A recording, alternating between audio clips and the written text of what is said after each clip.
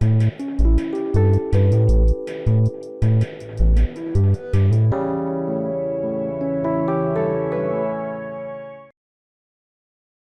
amigos, buenos días, buenas tardes, buenas noches, según sea el momento que hayas escogido para ver este vídeo.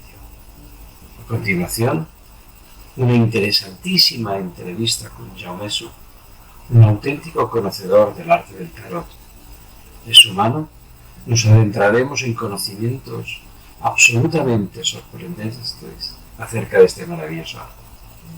Sin más dilación, te invito pues a que seas testigo de este momento y de este encuentro, una auténtica delicia. Ahí nos vemos. Un saludo.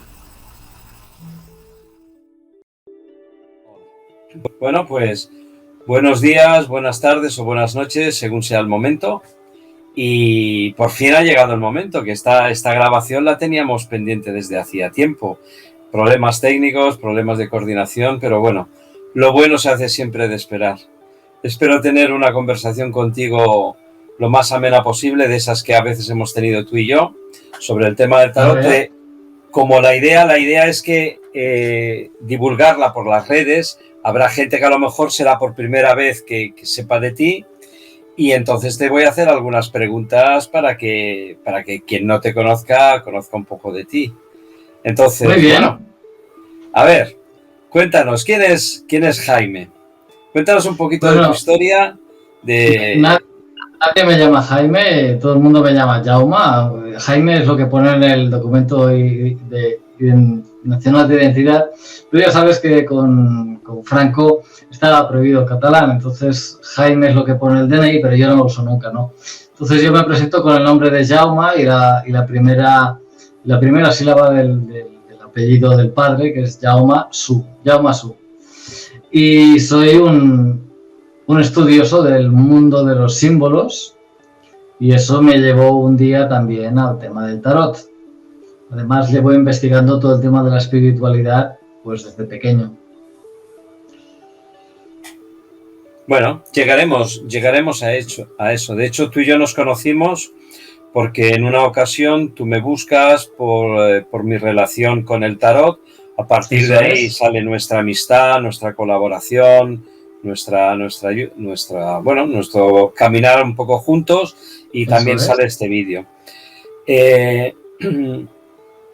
Tú, ahora hablando del nombre, en las redes sociales también utilizas un apodo. ¿Por qué? ¿Por qué utilizas ese apodo y qué apodo escogiste? A ver, yo uso varios apodos, de hecho. ¿A cuál te estás refiriendo? ¿Tú al de Flash Gordon.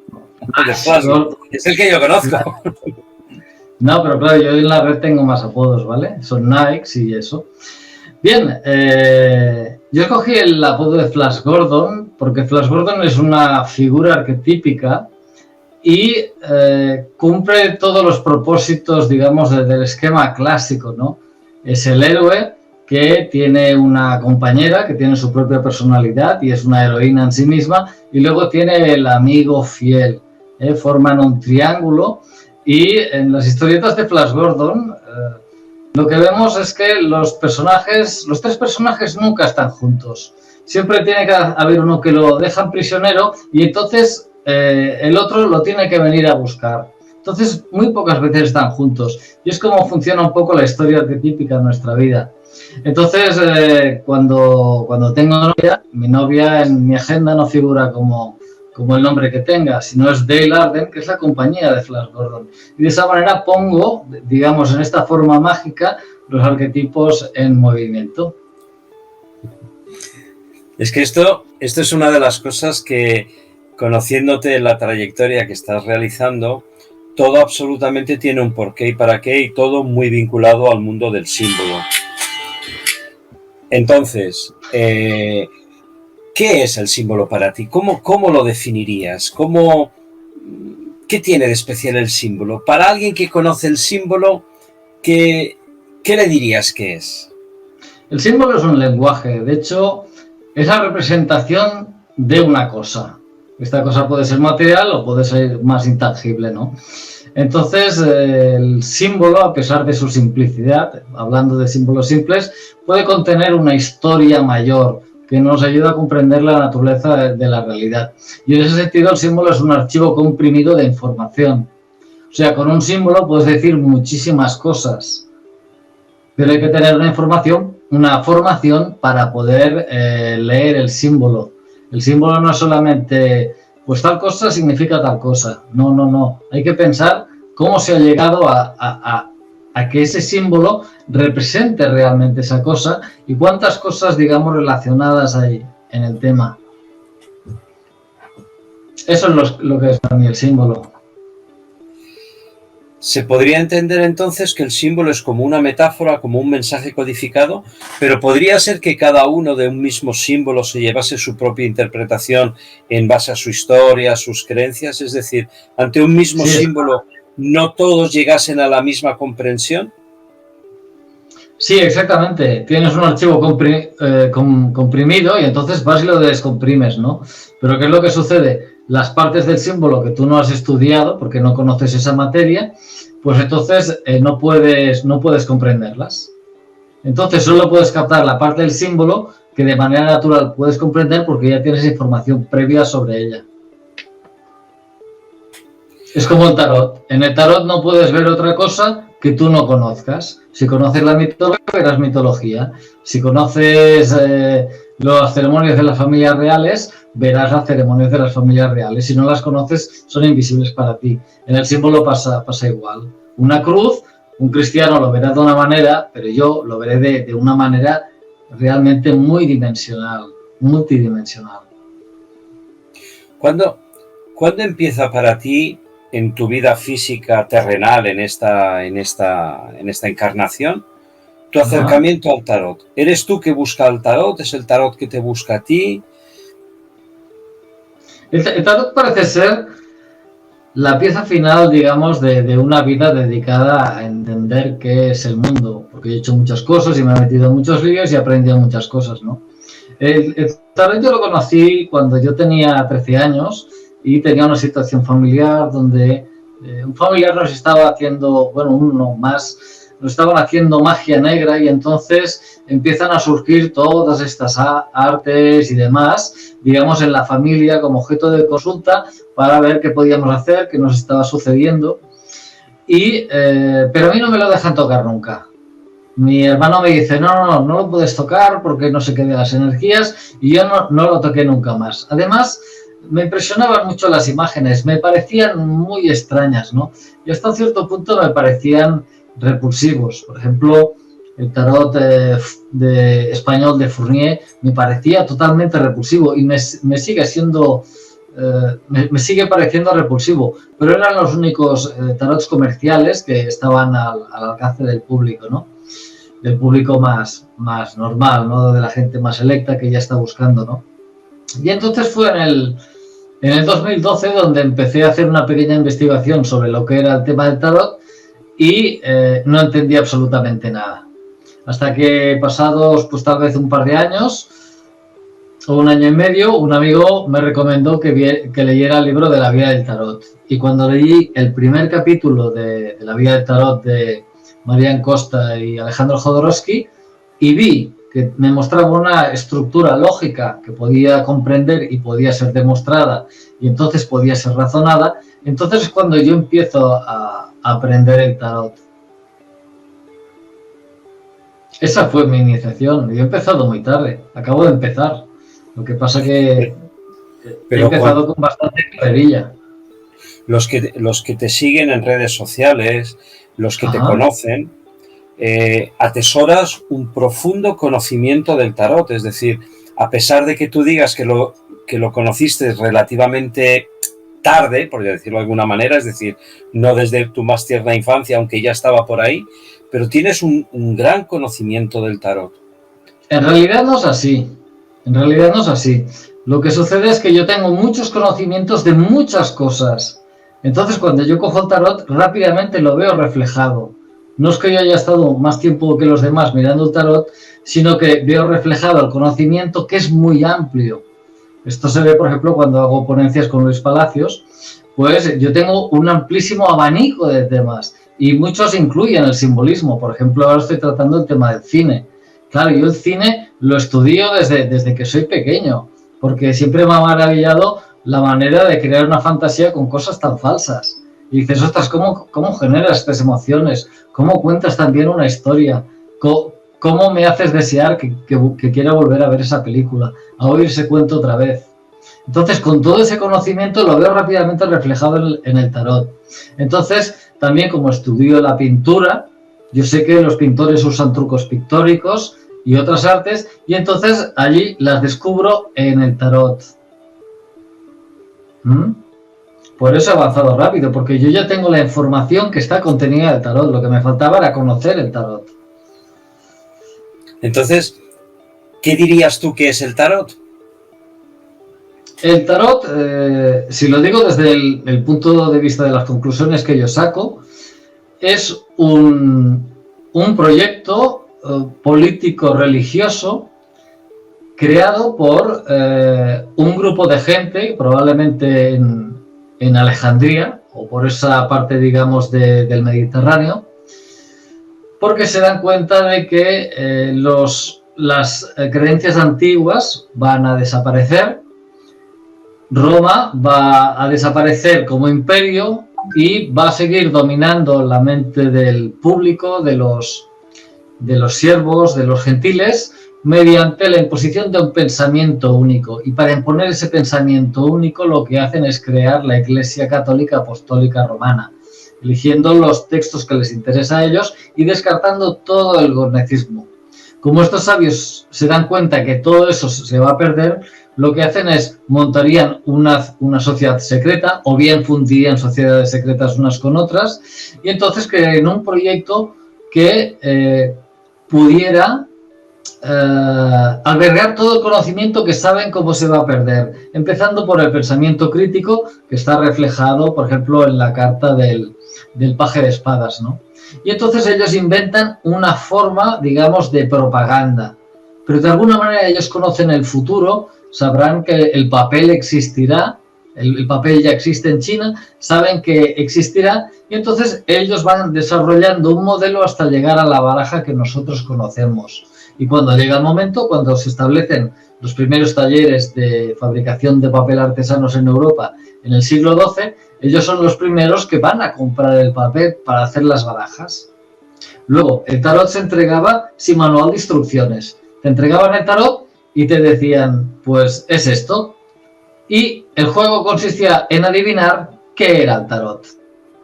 El manual de instrucciones. Y el manual de instrucciones está dentro.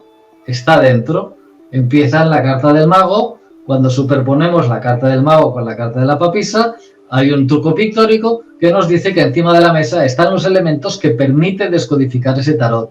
De esos elementos, Filicamoa lo que hace es encontrar el diagrama 3x7 y lo pone ordenadamente. Pero hay más elementos en el manual de instrucciones encima de la mesa del mago.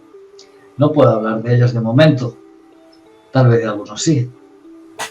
Es que eso es una de las cosas que siempre me ha sorprendido y me ha maravillado de ti. O sea, yo te sigo en las redes sociales, hemos hablado de tarot, los conocimientos, las interconexiones tan profundas que haces. Es decir, ahora mismo has hecho un pequeño esbozo, ¿no? De todo lo que has visto relacionado con el tarot, a pesar de que eres un artista, personaje multifacético, o sea, dominas muchas cosas, ¿no? El cine, la simbología, la historia, el arte pictórico, o sea, realmente escucharte es súper enriquecedor. Pero centrándonos en el tema del tarot, ¿qué es lo que a ti más te ha impresionado de lo que has descubierto o de lo que has aprendido o de lo que has visto relacionado con el tarot hasta ahora? Lo más impresionante para mí es que se pueda hacer. O sea, cuando descubres todos los trucos pictóricos, todas las relaciones, toda la estructura del tarot, cómo encajan las diferentes piezas, no solo a nivel de truco pictórico, sino a la hora de explicar el Big Bang, que está explicado mediante un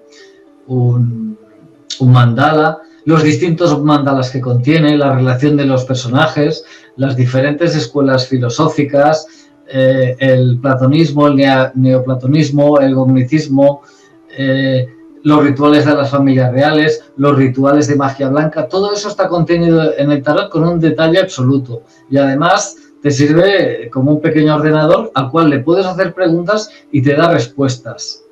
Claro, es una cosa realmente sorprendente. ¿Quién puede hacer una cosa así? El propio tarot en sí es lo que más me ha sorprendido. Es que no existe en el planeta Tierra otro objeto como este. Te voy a contar una pequeña historia personal, muy cortita, pero que me sirve de introducción a la pregunta que quería hacer o al tema que quisiera que tú desarrollases desde tu punto de vista. Cuando yo conocí el tarot, yo empezaba a estudiarlo, en fin, mi historia personal que ahora no es importante, lo compartí con un compañero que en aquel tiempo estábamos estudiando programación neurolingüística y yo le decía lo que había descubierto en el tarot, lo que yo veía, ¿no? Que me sorprendía, ¿no? Y él me dijo una frase a modo un poco, no despectivo, ¿no? Pero él decía, bueno, cada uno ve lo que quiere ver. Yo recuerdo que aquella frase la rechacé y la sigo rechazando porque yo no creo que en el tarot uno ve lo que quiere ver, aunque puede ser que eso pase en parte. Tú, si hubieses estado con ese compañero del que yo estoy mencionando esta historia, ¿qué le hubieses contado? Que es lo mismo que le podrías contar a alguien que a lo mejor te escuche por primera vez y pueda pensar que tú ves lo que quieres ver, ¿no? ¿Qué dirías a eso? ¿Qué comentarías? Bueno, yo le diría que el tarot contiene un lenguaje que es un lenguaje muy antiguo, lo usaban los pintores, por ejemplo, del Renacimiento, lo usaban los miniaturistas de los siglos anteriores y lo usaban, por supuesto, los grabadores y la gente que hacía estatuas, esculturas, edificios, altorrelieves y bajorrelieves, y eso es un lenguaje.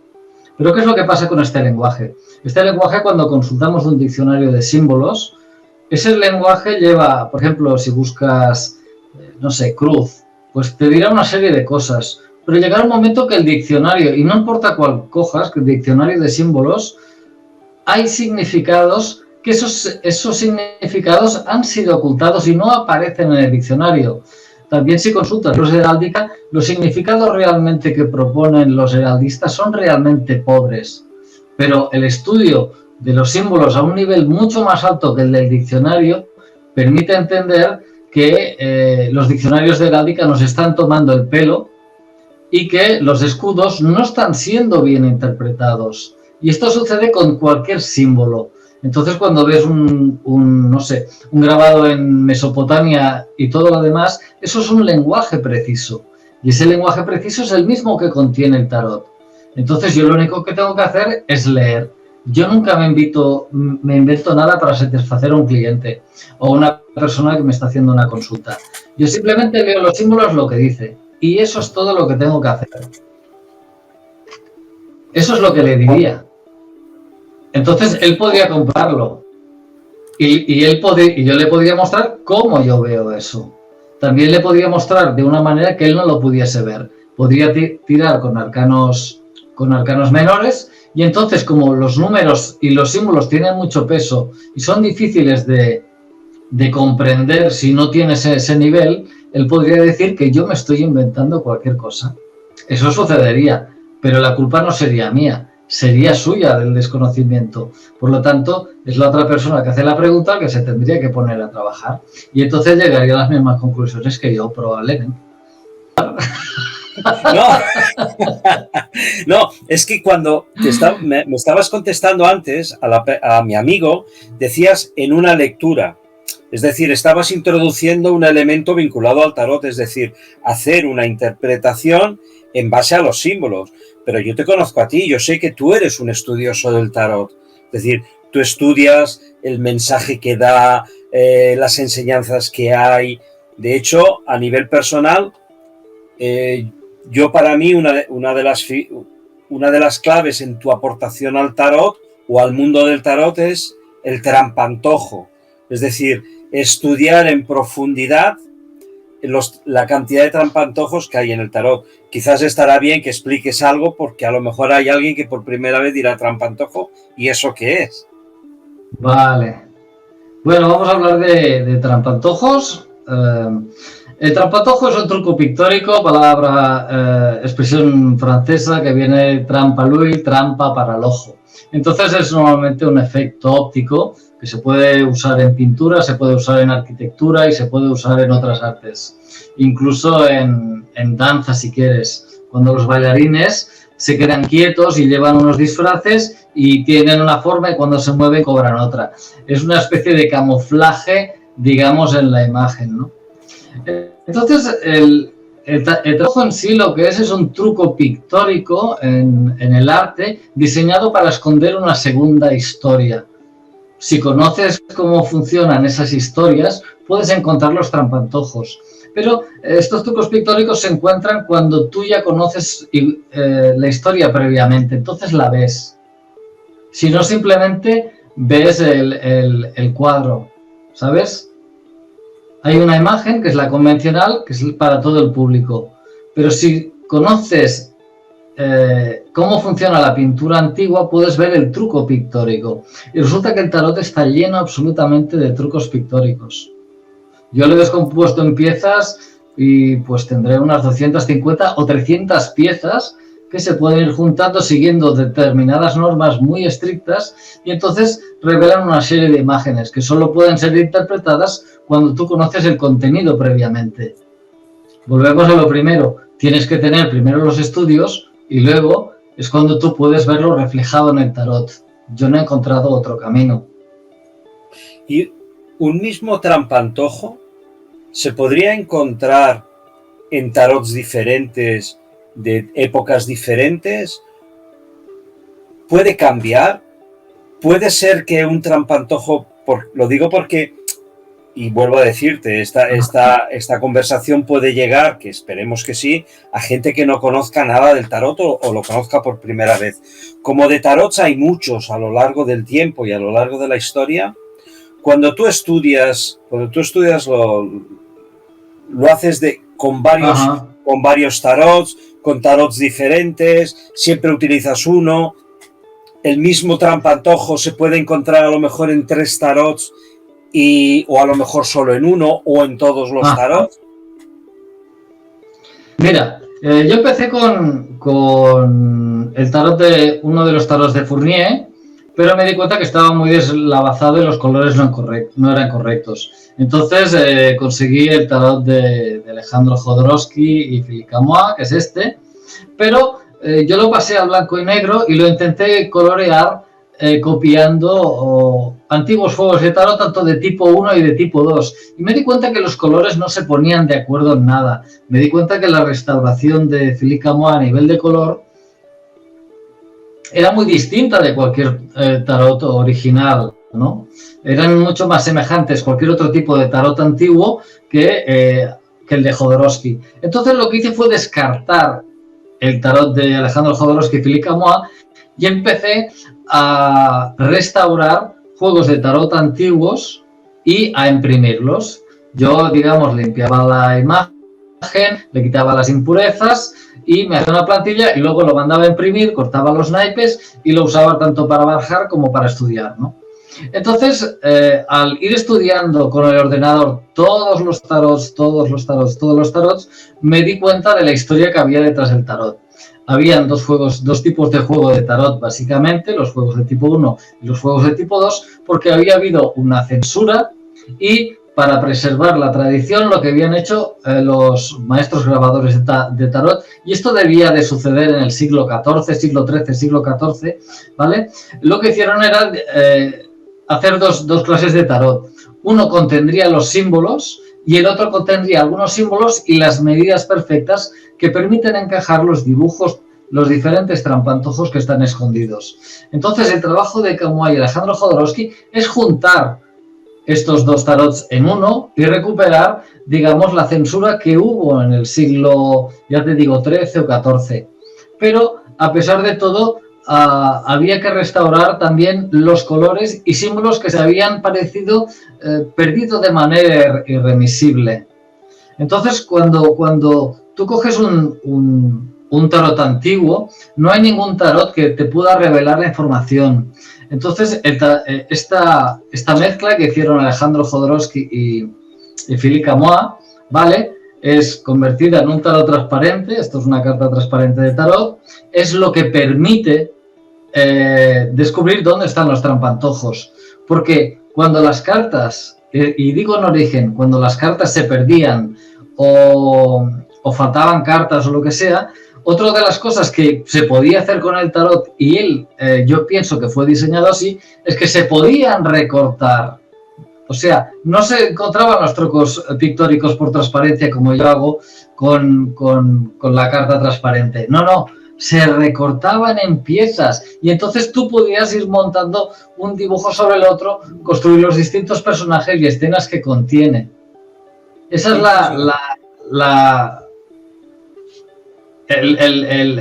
lo que yo vi que ellos hacían. Hacerlo con papel calcando y demás no es posible, excepto que en el siglo XXI llegarán los ordenadores y entonces sí que se puede hacer. Pero de todas maneras yo siempre empiezo con el tarot transparente porque es mucho más fácil, no necesito electricidad y puedo hacer muchas combinaciones en cuestiones de segundos, y cuando encuentras algo dices, vale, tengo esto, lo retengo, y ahí ya te pones con el ordenador a trabajar.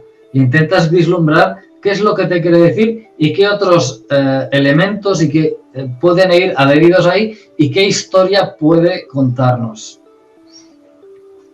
¿Has tenido alguna vez algún sueño?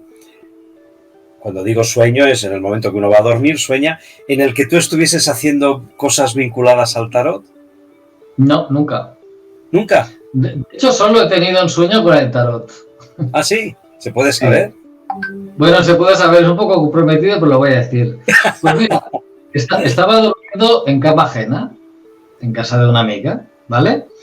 Y me acuerdo que soñé que el as de copas surgía en 3 dimensiones en el centro de la cama y yo me lo miraba y estaba con esos colores que tiene el as de copas, ¿no? Ahí en medio de la cama y la compañera estaba ahí tumbada. Tal vez fue un viaje astral, no lo sé. Pero es algo muy raro. Las copas son las emociones, ¿no?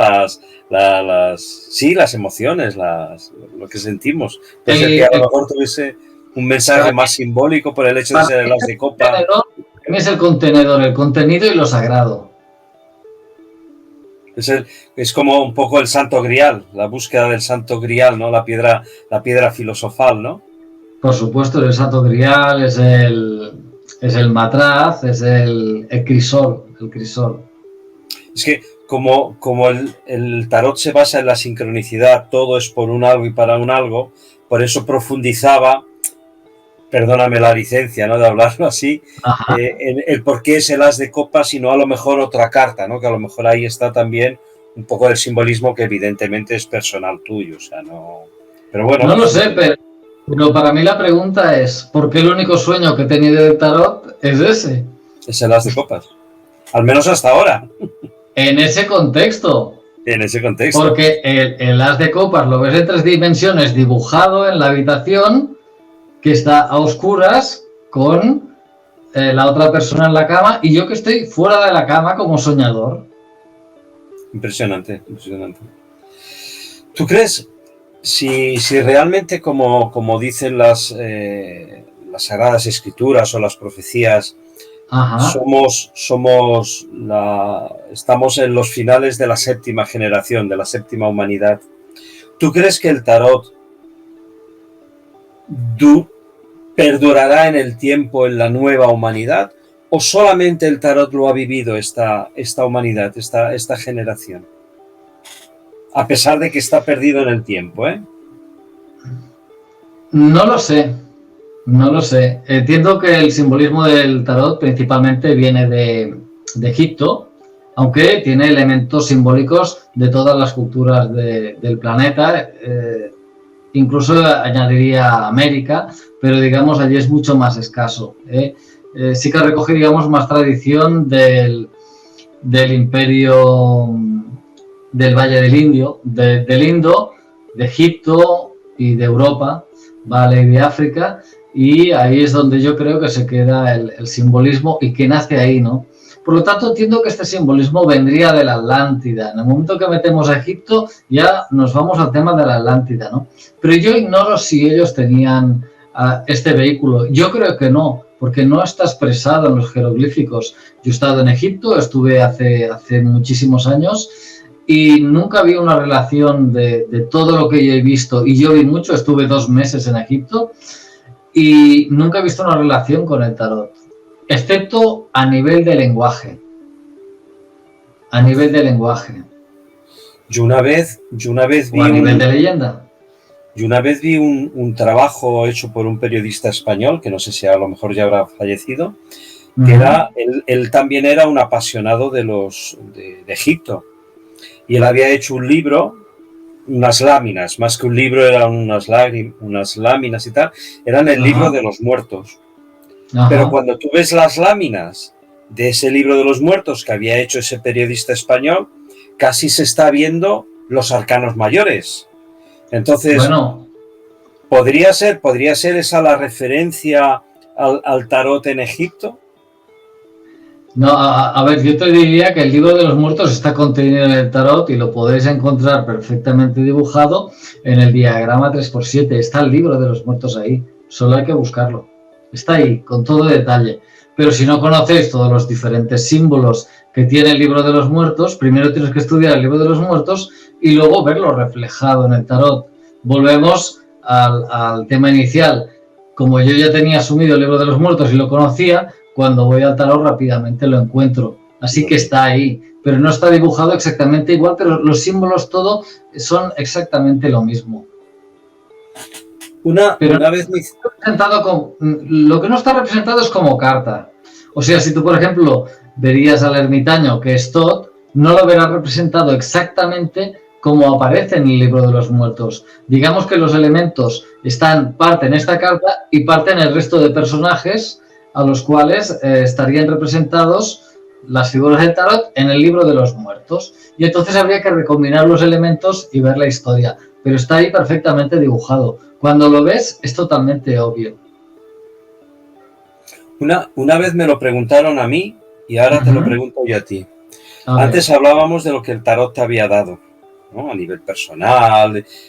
Pero ¿el tarot te ha quitado algo?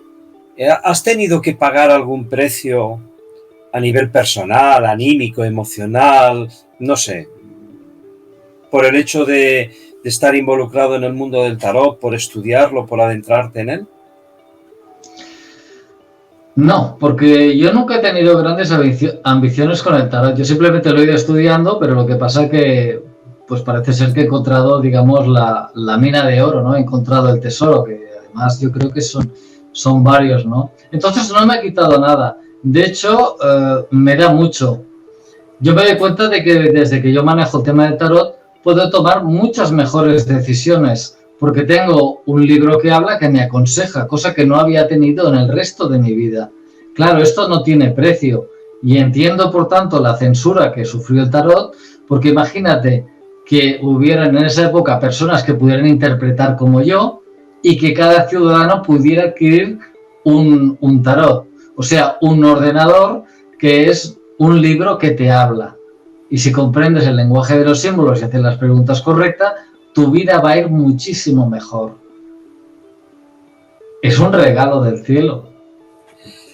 Yo lo siento así. De hecho, cuando me hicieron la pregunta que te he transmitido, yo pensé más, que de hecho fue lo que contesté, en no haber perdido la amistad de amigos. No va por ahí la historia, pero sí que es cierto que por el hecho de dedicarme al tarot, como que durante un tiempo me vieron como un poco diferente, ¿no? Diciendo, ostras, te has metido en esa historia, como que el tarot no es tan importante, ¿me explico? O sea, yo sentí haber pagado el precio de que ciertos amigos no entendían, y creo que siguen sin entender el tarot como yo lo entiendo y que se acerca a lo que tú estás contando, porque de hecho me siento identificado con muchas de las cosas, si no todo de lo que estás explicando.